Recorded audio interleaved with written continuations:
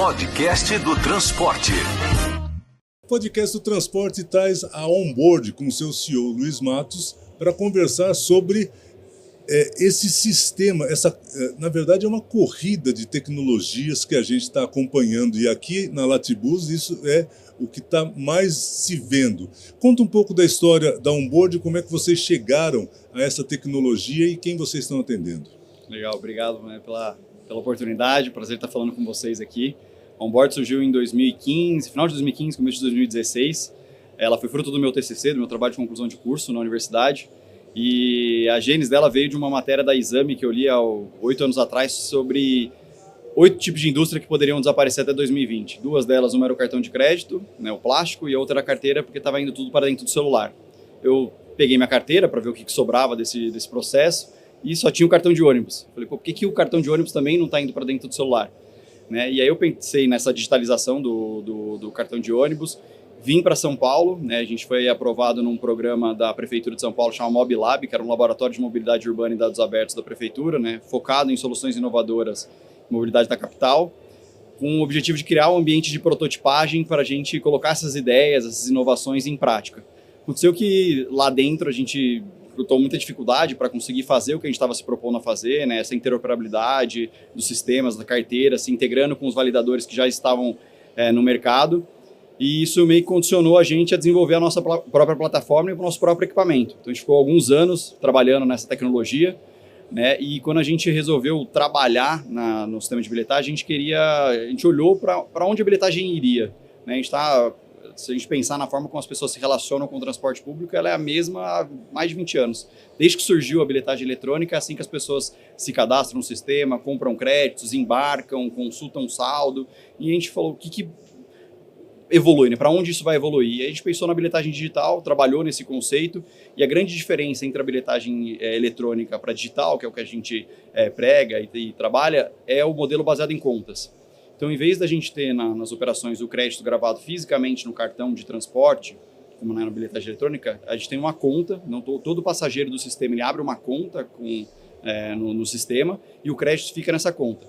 E o cartão, celular, pulseira, relógio, chaveira, é uma credencial de identificação desse passageiro no sistema, né? E aí isso traz uma série de conveniências e de segurança, né? Porque como a gente está nesse modelo baseado em conta, a gente trabalha com criptografias mais avançadas, mas o crédito ele não está disponível para que qualquer pessoa que consiga acessar, quebrar a criptografia, gere créditos falsos para o sistema que são aceitos, né? Então nesse modelo a gente consegue trazer mais segurança para as operações de transporte.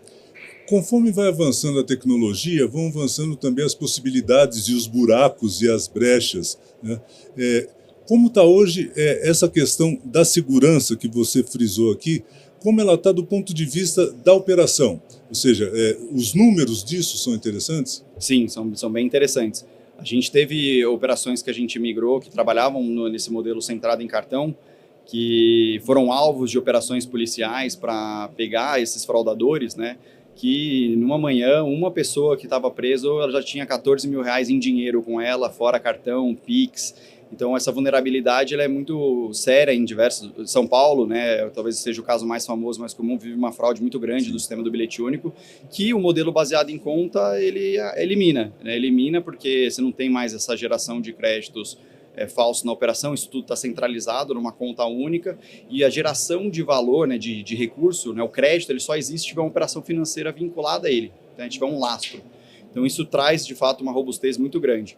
E além disso, a gente consegue trabalhar com mecanismos de segurança a padrões bancários, né, que a gente não consegue ver numa tecnologia que foi no início dos anos 2000, né, que dificilmente ela conseguiu acompanhar.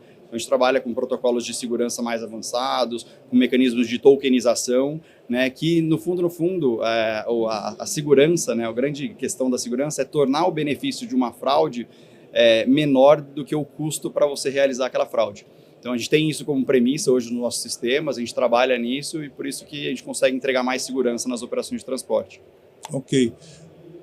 Quem a Onboard está atendendo nesse momento, seus melhores clientes? Legal, hoje a gente atende 11 estados, né? A gente está presente em 11 estados, todas as regiões do país, de norte a sul, com operações no metrô de Belo Horizonte, trens do Rio de Janeiro, travessia de Salvador, travessia de Navegantes, estamos implementando agora o projeto também nas travessias de Porto Alegre, no sistema de Porto Velho, né, e Maringá, são outras operações que a gente tem, sistemas urbanos, metropolitanos, semi-urbano, a gente atende os mais variados tipos de operação aí hoje.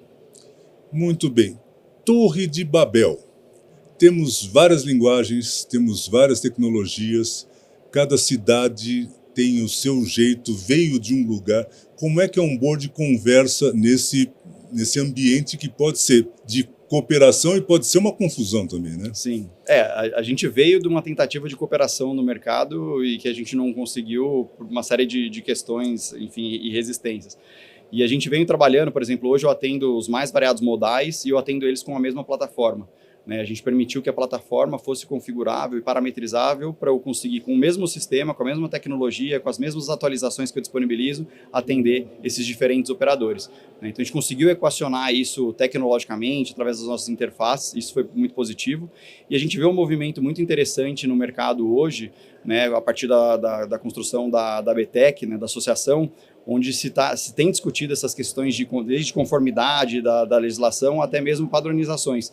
Então, uma das primeiras entregas que está sendo trabalhada é a construção de um glossário do setor, onde a gente consegue estabelecer os termos do segmento e todo mundo falar a mesma língua. Isso é uma coisa complicada, porque cada um veio de um lado e chegou no outro e agora tem que se encontrar.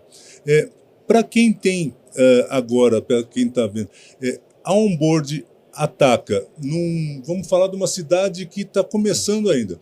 A Onboard pega de onde e entrega até onde? E conversa com quem nessa cidade que já tem a sua bilhetagem básica dos anos 2000? Legal. E isso foi uma coisa que a gente observou, A gente, como uma empresa jovem, para os padrões do setor, a gente sabia que a gente era um entrante e todo lugar que a gente fosse, a gente teria que abrir o mercado, teria que já tinha alguma solução já estabelecida que a gente precisava facilitar qualquer transição se a gente quisesse entrar no mercado. E, às vezes, trocar um sistema de bilhetagem envolve trocar milhares, se não milhões de cartões, e, às vezes, só o custo dessa operação é mais caro do que você trocar o sistema todo, toda a tecnologia embarcada. E, olhando para isso, a gente desenvolveu, foi pioneiro na portabilidade dos cartões, então a gente criou uma forma de conseguir fazer a portabilidade dos cartões que estão em posse dos passageiros direto nos ônibus, como se ele estivesse embarcando normalmente numa viagem, sem que ele tivesse que ir até um posto de atendimento, trocasse aquela mídia ou fizesse uma formatação dela. A gente conseguiu isso viabilizou muita coisa, porque a gente consegue migrar sistemas gigantescos sem ter o transtorno de levar a população para esse posto de atendimento e fazer essa troca. Um dos grandes cases que a gente tem nesse sentido é a operação de Maringá. A gente migrou o sistema de Maringá, foram 400 mil cadastros que a gente migrou nesse modelo, sem levar as pessoas até um posto de atendimento, ela continuou usando a mídia que ela já tinha. Então, são resultados bem interessantes nessa transição. E a ideia é sempre essa, fazer com que o passageiro tenha o menor trabalho possível. Sim. Pagar uma passagem de ônibus tem que ser uma operação completamente fácil, sem troca de cartão, sem aqui eu posso isso, aqui eu posso aquilo. Ou seja, a ideia é facilitar a vida dele, Com certeza, porque o impacto ele não tem muito a ver com a decisão de uma mudança de um sistema. Então isso tem que ter o menor impacto possível para ele, porque até se você cria muito atrito, você acaba tirando o interesse dele de usar o sistema, tira a confiabilidade dele no serviço que ele precisa para trabalhar, para estudar, para lazer, enfim. Então, a gente quis realmente sempre o menor impacto, tanto para o passageiro quanto para a concessionária, para o operador e para o poder público também, Então, a gente acaba que tem uma triangulação ali muito grande entre esses entes e a gente precisava garantir que isso não tivesse atrito, até mesmo para não queimar o projeto, Às vezes se começa mal, isso afeta a imagem dentro da empresa que está lá prestando serviço, do novo sistema, então a gente sempre teve esse cuidado de fazer tudo da melhor forma possível. Tá certo. E passando no stand da Onboard na Latibus, vocês estão provando que o sistema é bom até debaixo d'água? Até debaixo d'água. A gente trouxe uma brincadeira, a gente trouxe o nosso equipamento de bilhetagem, o DBD, a gente não chama mais de validador, para a gente é o dispositivo de bilhetagem digital, e a gente trouxe ele dentro de um aquário, então ele está embaixo d'água funcionando, as pessoas conseguem passar lá QR Code, enfim, ver ele funcionando. E a nossa brincadeira, a gente sabe que nenhum ônibus, nada vai funcionar embaixo d'água, mas a nossa brincadeira com isso é que qualquer que seja o desafio do cliente, a gente tem capacidade e competência para poder atender. Muito bem. Luiz Matos, um grande prazer recebê-lo e desejamos voltar a falar mais vezes com o Onboard e trazer novos resultados para o nosso ouvinte espectador online. Legal. Obrigado pelo espaço. Podcast do Transporte.